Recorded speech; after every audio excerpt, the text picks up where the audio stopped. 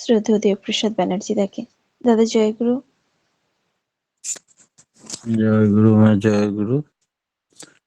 পরম প্রেমময় পরমদয়াল শ্রী শ্রী ঠাকুরের এতক্ষণ যারা নামামৃত সুধা পান করলেন, তাদের মানব জীবন শ্রেষ্ঠ জীবনের একমাত্র উদ্দেশ্য ঈশ্বর প্রাপ্তি, তা যেন এই জীবনেই সফল হয়, এই কাতর প্রার্থনা দয়ালের রাঙারাতুল চরণে। শ্রী শ্রী ঠাকুর এর আমাদের নাম ধ্যান করার কথা বললেন। কি এমন একটা জিনিস আছে বলে দিন সেটা ঠাকুর, যেটা করলে নাম ধ্যান অটোমেটিক আপনি হতে থাকবে, কিছুতে আমরা বিচ্যুত হব না নাম ধ্যান থেকে। শ্রী শ্রী ঠাকুর বললেন ভক্তের এই আহ্বানে, যে শুনেছি কেষ্ট ঠাকুরের গুরু তাকে শিখিয়ে দিয়েছিলেন অচ্যুত ভব, অর্থাৎ বি আনরিপেলিং, অচ্যুত হও। এইটি ঠিক থাকলে সব ঠিক আপনি আপ হতে থাকে। মালিত লিবিডো সুরত, ওই ভঙ্গিমায় তো মানুষ চলে। গীতায় আছে অব্যভিচারিণী ভক্তির কথা। একমুখী অনুরাগ হলে মানুষ সুবিন্যস্ত হয়ে ওঠে। অচ্যুত মনে active, tenacious, sincere, adhere to fulfil the love. শ্রেষ্ঠকে পরিপূরণ করার সক্রিয় নাছোড়বান্দা আন্তরিক উৎসাহ থাকতে হবে। এমন নয় যে যা করছে তা কালীবাড়ির মানত না করে করছে না, ওতে অচ্যুত হয় না। অচ্যুত হলে ইষ্টই একমাত্র স্বার্থ হন, নিজের কোনো ধান্দা থাকে না। তার নাছোড়বান্দা ভাব, এই টেনাসিটি ভাবটা থাকতে হবে, এটি অসাধারণ। আর একটা সুবিধা আছে অচ্যুত, যে সে সাফারিংস, কষ্টগুলি ঠিক টের পায় না, নিজেই ঠাউর পায় না নিজে এত কষ্টের মধ্যে কি করে দিন অতিবাহিত করছে। তার ভার বোঝা সব তিনি মাথায় করে বয়ে দেন, যেমন করে ওই মা কালী মাথার বোঝা বয়ে দিতেন শ্রী শ্রী ঠাকুরের। তাই ভাবে আমি কি একটা ভূত নাকি, কিভাবে কি করে ফেলছি নিজেই তো বুঝতে পারছি না। সে তার ইষ্টমুখী নেশায় যদি চলে, কষ্টের লেহাজ সে বুঝতে পারে না। এই হচ্ছে অচ্যুত লেগে থাকার ফল। এইটি ঠিক থাকলে তার জীবনে আর কিছুই চাই না। অবতার পুরুষের সাঙ্গ পাঙ্গরা কেমন হবে ঠাকুর?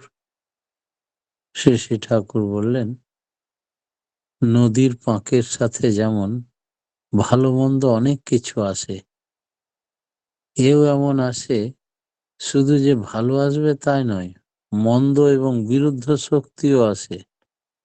রক্ষাকে যিনি রক্ষা করেন, বাঁচাকে যিনি বাঁচান, তিনি অবতার। যারা শুভ সংস্কার সম্পন্ন তারা তাকে ভালোবাসে এবং অনুসরণ করে। যারা অশুভ সংস্কার সম্পন্ন তারা তার বিরোধী হয়, তার ক্ষতি করতে চায়। যারা ভালোবাসে তারা তা সহ্য করে না, তার প্রতিকার করে, কৃত সংকল্প থাকে। একটা মন গড়া সাজানো রকম ভালো না, তাতে হয়তো রাবণ বা কংসের ভক্ত বলে অনেকে চিহ্নিত করেছেন। ওই বোধ থাকলে আবার নিরোধ করতে পারে না। সাজানো রকমে মানুষ ভাবে তার সঙ্গে সুবল দেবল যেমন আছে, তেমনি কংসও আছে। সবাই ভক্ত, তা কিন্তু নয়। ভক্ত কখনো ভগবানের বিরুদ্ধাচরণ করে না, তার সঙ্গে যুদ্ধ করে না। তারা চায় তার ভক্ত তার আপনজন বলে মনে করে। প্রকৃত অনুরাগী যে, সে তার রকমই আলাদা। তাই অবতার মহাপুরুষের সঙ্গে যেমন ভক্ত আসে লাইট জ্যোতি গুণের প্রভাবে, তেমনি অনেক টিকটিকিও আসে সাধারণ সোজা সরল মানুষগুলোর সঙ্গে মিশে তাদের সর্বনাশ করে খাবে বলে। তোমরা সাবধান থেকো। আমার কাছে যারা থাকে তারাই যে খুব ভালো মানুষ তা কিন্তু নয়। অনেক রাঘব বোয়াল এসেছে। তোমরা সজাগ থাকবে নিজে নিজে, যেন তোমাদের কেউ ক্ষতি করতে না পারে। যে জন কৃষ্ণ ভোজে সে বড় চতুর হবে। তাই তোমরা জুতোটিও সামলে রাখবে, তোমরা পকেটটিও সামলে রাখবে। ভেবো না আশ্রমে এসেছে সবাই ভক্ত। যেমন ভালো মানুষের ঢল নামে, তেমনি চোর ডাকাতেরও দল নামে। এখন সজাগ থাকতে হবে নিজে নিজে। অহল্যার পাষাণ উদ্ধার ব্যাপারটা কি ঠাকুর? অহল্যা পাষাণী হয়ে ছিল। রামচন্দ্র নাকি একদিন পা পড়ে যায়, আর তার পদস্পর্শে সে সঙ্গে সঙ্গে মানুষ হয়ে উঠল। শেষে ঠাকুর হেসে বললেন, অমনটা হয় না। বাস্তবে অহল্যা নাম আপনারা সকলেই জানেন। তিনি একটি গর্হিত কর্ম করেছিলেন এই জীবনে। আর এই গর্হিত কর্ম করার জন্য তার স্বামী দ্বারা তিনি অভিশপ্ত হয়েছিলেন। সেটা সকলেই জেনে গেছিল। সমাজে কেউ তার সঙ্গে কথা বলতো না, মিশত না। তিনি একাটি বোবাটি মেরে থাকতেন। আর এই চুপচাপ পাষাণীর মতো থাকার জন্য তাকে অহল্যাকে পাষাণী বলা হতো। যখন ভগবান রামচন্দ্র সেই পথে যাচ্ছিলেন, তখন তার সংস্পর্শে তিনি সৎমন্ত্রের দীক্ষা গ্রহণ করেন। দীক্ষা গ্রহণ করার পরেই তার নতুন প্রাণ ফিরে পেলেন। নাম ধ্যান সাধন ভোজন নিয়ে থাকতেন। ভগবান রামচন্দ্র ছাড়া আর কিছু বুঝতেন না। মানুষজন তখন সবাই তার কাছে ছুটে আসতো। তাই সকলেই আবার মেলামেশা করত ভগবানের করুণা লাভ করার জন্য। সকলেই তখন ভালো চোখে দেখত। গর্হিত কর্মের কথা আর কেউ মুখে আনতো না।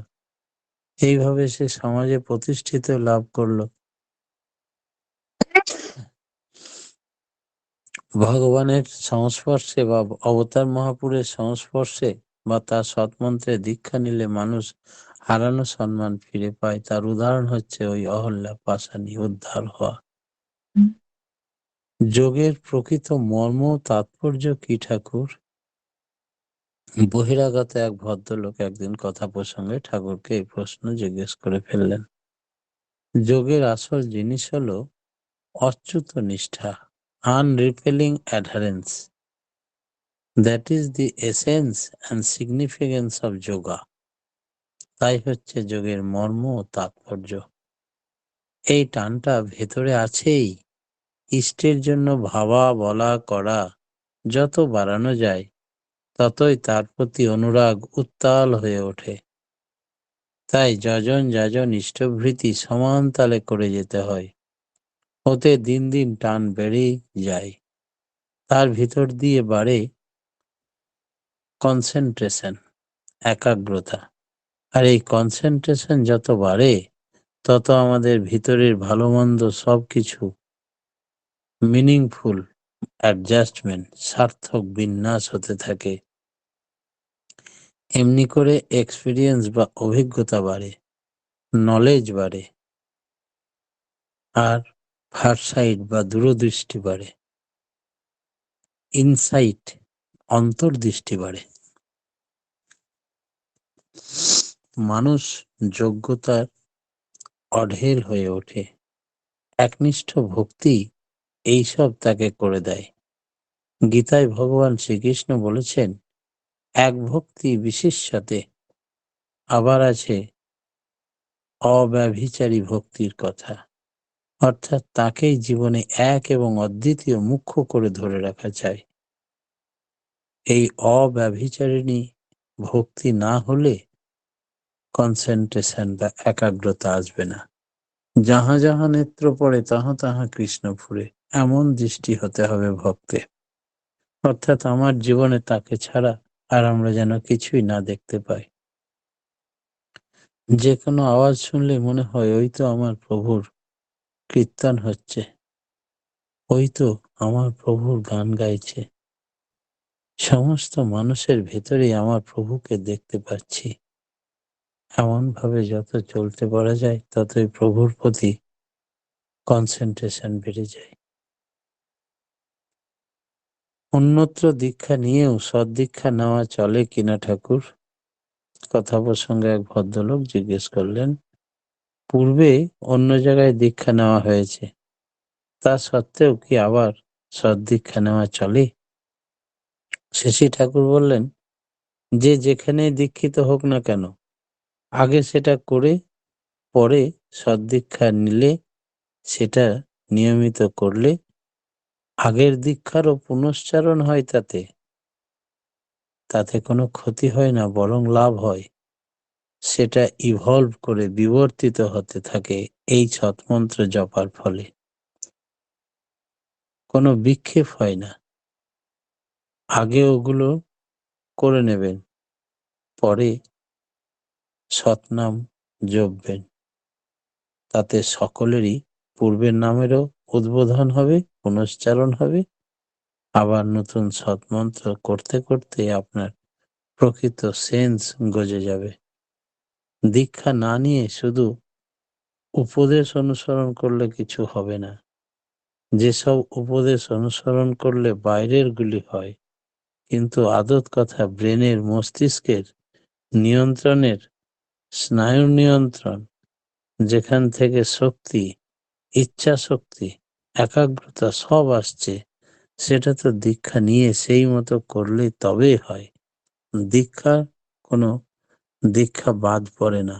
সদ্দীক্ষা গ্রহণ করলে সকল দীক্ষায় সঞ্জীবিত হয়। সেই জন্যে শুধু উপদেশ শুনে, শুধু বাণী অনুসরণ করে জীবনের কোনো লাভ হবে বলে আমি মনে করি না।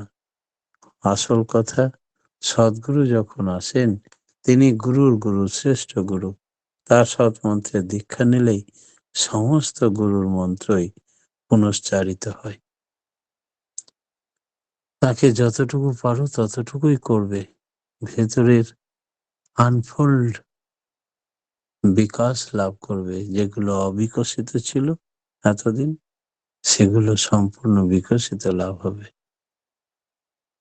শ্রী ঠাকুরকে জিজ্ঞেস করলেন, সত্যতেতা দাপর যুগে আমরা দেখেছি বা শুনেছি আজও তিব্বতে নাকি অনেক গুহা, গহ্বর, জঙ্গলে সন্ন্যাসী বাস করে। তো সেখানে সৎসঙ্গের ভক্তরা গৃহে থেকে নাম ধ্যান, তপস্যা, আরাধনা করে, যেটা কখনো কোনো শাস্ত্রে বা কোনো যুগে দেখা যায়নি। এইটা যদি একটু ব্যাখ্যা করে বলেন। শ্রী ঠাকুর বললেন, আদর্শ গৃহীত চাই, যাদের জীবন, ঘর, সংসার, যাবতীয় যা কিছু হবে ইষ্টার্থে, তাতেই জন ও জাতি সব দিক দিয়ে বেড়ে উঠবে। প্রত্যেকটি গৃহী যদি আধ্যাত্মিকভাবে উন্নত না হয়, তবে কয়েকজন জঙ্গলের সন্ন্যাসী দিয়ে কি হবে? আমি চাই প্রত্যেকটি গৃহই হোক যাতে এক একটা আশ্রম হয়ে ওঠে, যেখান থেকে বংশ পরম্পরায় বৈশিষ্ট্য সম্মত উন্নতির অনুশীলন চলবে আদর্শকে কেন্দ্র করে। আমার মনে হয় প্রত্যেকটি গৃহী হবে সন্ন্যাসী, প্রত্যেকটি গৃহই হবে ওই মঠ, মন্দির, আশ্রম। তাহলে মানুষের পরবর্তী জেনারেশনের মধ্যে ধর্ম চালিয়ে যাবে।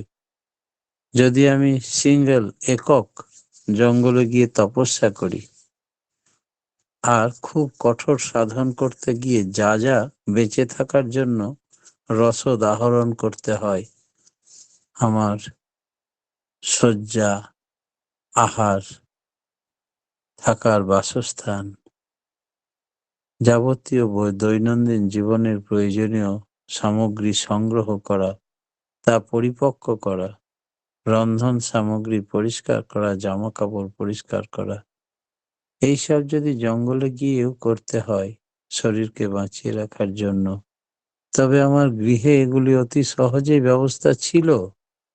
আমাকে অহেতুক সময় নষ্ট করার প্রয়োজন নেই।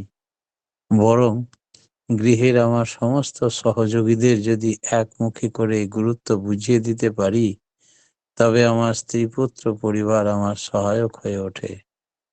যাতে করে আমার সন্ন্যাসীর কাজ অর্থাৎ ঈশ্বরে অনুগতি অনুরক্তি ঘরে বসে হলেই, আর গৃহটাই যদি মঠ মন্দির মনে করি, তাহলে ক্ষতি কি? কত সহজ হয়ে যায়। জঙ্গলে গিয়ে আর নতুন করে বাসা বাঁধতে হয় না। আর এই সময়ে নষ্ট করে, সাধনার সময় নষ্ট করে আবার নতুন করে সংগ্রহ করার কাজে লাগতে হয় না। সেই কারণে গৃহী সন্ন্যাসী অত্যন্ত দুর্গে থেকে যুদ্ধ করা। খুব সহজ পথে ঈশ্বর প্রাপ্তির এক উপায়ের কথা আমি বলেছি। ভগবান সবার কাছেই সমান। কিভাবে ঠাকুর? শ্রী শ্রী ঠাকুর বললেন, বহিরাগত এক ভদ্রলোক এই প্রশ্ন একদিন করলেন। ভগবান সবার কাছে সমান। আমরা ভগবানকে ততখানি পাই যতখানি ভক্তি অনুসারে তার দিকে অগ্রসর হই। আলোর কাছে যতবার যাব তত আলো অনুভব করব, হিট, তাপ পেতে থাকব। কম বেশি বোধ হয় আমাদের এগোনো পিছনো থাকার দরুন আমরা সেটা অনুভব করতে পারি। পিছিয়ে পড়লে আর তাপ পাবো না, এগিয়ে এলে আলোর সঙ্গে তাপ অনুভব করব। রসগোল্লা চোরের কাছে যেমন, সাধুর কাছেও তেমন স্বাদ সুস্বাদু। এরকম নয় যে চোরের কাছে রসগোল্লা তেতো আর সাধুর কাছে অত্যন্ত মিষ্টি, এরকম নয়। ভগবানও ঠিক তেমনি। সূর্য যেমন সবাইকে সমানভাবে কিরণ দেয়, যে যা কাজে যেমন ভাবে লাগিয়ে নিতে পারে। কেউ জানলা বন্ধ করে দেয় ভেতরে রৌদ্র ঢুকে যাবে বলে, আর কেউ ওপেন করে খুলে রাখে, কীট পোকামাকড় মারা যাবে রৌদ্রের প্রকোপে, তাই খুলে দিই। যার যেমনি ভাব তার তেমনি লাভ। বোধের উপর নির্ভর করে ঈশ্বরকে ধরা। ঈশ্বর সকলের জন্যই সমান। তিনি সকলকে সমানভাবে কিরণ দান করেন। ভগবান শ্রীকৃষ্ণ গীতায় আছে, ঈশ্বর সর্বভূতাং হৃদেশে অর্জুন তিষ্ঠতি ভ্রাময়ন সর্বভূতানি যন্ত্রাণি রূঢ়ানি মায়া। ঈশ্বরই তো প্রত্যেককে চালাচ্ছেন। মানুষের কি ক্ষমতা? মায়া মানে তিনি মেজারমেন্ট বা পরিমাপিত করে থাকেন প্রত্যেকের ভিতর। যে যেমন ভাবে পরিমাপিত হয়, সে তেমনতর ইম্পালস বা সাড়া পাচ্ছে। যদিও তিনি সবার হৃদয়ে আছেন, মানুষ গড বা ঈশ্বরের গ্লো বা দীপ্তি নিয়ে কমপ্লেক্স বা প্রবৃত্তিকে এনজয় বা উপভোগ করতে চেষ্টা করে, আর তাই নিয়েই বদ্ধ হয়ে ঘোরে। তার শক্তি, দীপ্তি সব কিন্তু ঈশ্বর থেকেই আসে। তাই নিয়েই মানুষের এত জারিজুরি। সে প্রবৃত্তিতে আবদ্ধ না হয়ে তার অন্তর্নিহিত অনুরাগ যদি ইষ্ট বা সত্তায় ন্যস্ত করে এগিয়ে চলে, তবে তার পরিমিতিটা সীমাহীন অসীম হয়ে যায়। এই তো মানুষের চলার পথ। গীতায় আছে, যে যথা মাং প্রবর্তন্তে তংস্তথৈব ভজাম্যহম। যে যে প্রকারে আমার উপাসনা করে, আমি সেই রকম প্রদান করে অনুগৃহীত করি। আমরা ভগবানকে দেখি না, উপলব্ধি করি। কোনটা সঠিক ঠাকুর? ঠাকুর বললেন, রিয়ালাইজ বা উপলব্ধি করি। রিয়ালাইজ করলেই দেখা যায়, তখনই দর্শন হয়। ভগবদ্বিদ ব্রহ্মৈব ভবতি। যিনি ব্রহ্মকে জেনেছেন তিনি ব্রহ্ম। তাই যিনি ব্রহ্মকে অনুসরণ করতে চান, তিনি ব্রহ্মবিদকে অনুসরণ করবেন। এই অনুসরণের ভিতর দিয়ে তার সম্বন্ধে উপলব্ধি হয়, আমাদের জীবনও রূপান্তরিত হয়। তখন প্রত্যক্ষ হয় ব্রহ্ম কি। ক্রাইস্ট বলেছেন, you have seen me and you have not seen God. তুমি আমাকে দেখতে পাচ্ছ, অথচ ভগবানকে দেখনি। দয়া যদি কারো মধ্যে আছে, তার সমস্ত অঙ্গ প্রত্যঙ্গ দয়ালু হয়ে ওঠে। সবকিছু থেকে দয়া বিচ্ছুরিত হয়। দয়ালু বাদ দিয়ে দয়া বোধ করা যায় না। আবার এক ভদ্রলোক জিজ্ঞেস করছেন, শরীর স্তরে বোধ করা যায় কিনা। শ্রী শ্রী ঠাকুর বললেন, সেপারেট বা পৃথক করলে শরীর মৃত, ডেড বডি। শরীর, মন, স্পিরিট বা আত্মা সেপারেট করলে এরা সকলে মৃত। সব নিয়েই একটা যখন, কোনোটা বাদ দিয়ে কোনোটা নয়, তখন শরীর, মন, আত্মা পারস্পরিকভাবে অনুপ্রবিষ্ট। আলো আর হিট, তাপ যেমন সব রকম বোধ না থাকলে বোধটা বাস্তবই হয় না শরীরটা। তাই ক্ষিতি অব তেজ মরুদ্গম, এইসব প্রাকৃতিক জড় উপাদানে জীবের শরীর তৈরি, কথা ঠিক। যতক্ষণ তিনি আমাদের শরীরে থাকেন, ততক্ষণ আমাদের শরীরে মন, প্রাণ, তাপ আমরা অনুভব করি এবং তিনি শততলে বসে সবসময় অনাহতে নাদ চালিয়ে যাচ্ছেন, জেনারেটরের কাজ করেন। তিনি শক্তির, সমস্ত শক্তির ইন্ধন যোগান। তাই আমরা দেখতে পাই, চলতে পারি, কথা বলতে পারি। তাই জন্যে প্রত্যেকটি জীবই ঈশ্বরের সৃষ্টি, নিত্য দাস। আমাদের কৃতজ্ঞ থাকা দরকার তার প্রতি। তিনি যদি এই কাজটি না করেন, আমার শরীর ছেড়ে চলে যান, সেই মুহূর্তে আমি নিজের স্বরূপে ফিরে আসব, অর্থাৎ ডেড বডি হয়ে যাব। পরম পিতার রাঙারাতুল চরণে প্রত্যেকের সার্বিক মঙ্গল প্রার্থনা করি। আজকের মতো আমি আমার ক্ষুদ্র বক্তব্য এখানে শেষ করলাম। জয় গুরু। জয় গুরু দাদা। খুব সুন্দর আলোচনা শুনলাম যে অচ্যুতভাবে লেগে থাকতে হয় ইষ্টমুখী কর্মের জন্য। তার সান্নিধ্যে এলে সমস্ত প্রবৃত্তিগুলো নিয়ন্ত্রিত হয়ে খাঁটি মানুষ হওয়া যায়।